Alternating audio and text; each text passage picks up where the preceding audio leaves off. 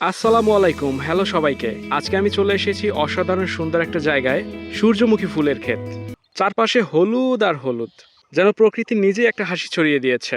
চলুন আজকের এই সুন্দর ব্লগে আপনাদেরও সাথে নিয়ে ঘুরে দেখি এই মনোমুগ্ধকর জায়গাটা।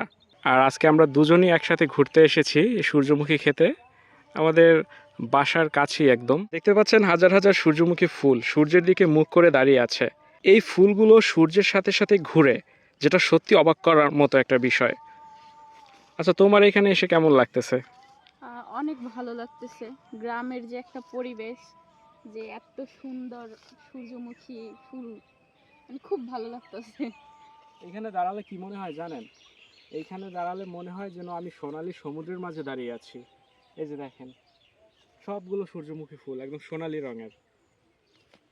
আসলে এখানে সূর্যমুখী ফুলের এখানে আসার পরে এখানে যে একটা বিশুদ্ধ যে একটা বাতাস, আবার এই যে সূর্যমুখী ফুলগুলো যেভাবে দুলতেছে, এখন একটু বাতাস কম। একটু আগে যখন আসি, মানে যেভাবে সূর্যমুখী ফুলগুলো দুলতেছিল, আসলে বিষয়টা সত্যি মনোমুগ্ধকর। আচ্ছা, তুমি কি জানো একটা জিনিস? কি? সূর্যমুখী শুধু দেখতে সুন্দর না, এর বীজ থেকে তেল তৈরি হয়, যা আমাদের দৈনন্দিন জীবনে অনেক কাজে লাগে। হ্যাঁ, অবশ্যই জানি। আচ্ছা, সূর্যমুখী ফুলের যে তেলটা যে বের হয়, ওই তেল কি মানে রান্নার কাজেও তো ব্যবহার করে না? হ্যাঁ, মানুষ তো ওগুলো রান্নাই করে, এটা তো সবাই জানে। মানে ওইটা খেতে কি রকম? মানে সরিষার তেল আর সূর্যমুখীর তেল কি মানে একই রকম স্বাদ?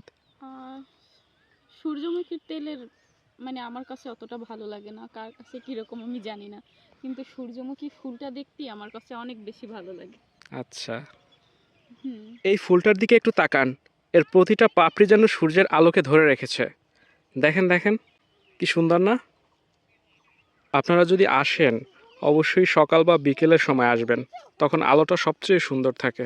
এই যে দেখেন, এখন হচ্ছে বিকেল 5টা 46 বাজে। সূর্য হচ্ছে এখন বিপরীত দিকে। আমি তো বেশ কিছু ছবি তুলে ফেলেছি, আপনাদের কেমন লাগছে বলবেন কমেন্টে। তো বন্ধুরা, আজকের মতো সূর্যমুখী ক্ষেত থেকে বিদায় নিচ্ছি। আশা করি ভিডিওটা আপনাদের ভালো লেগেছে।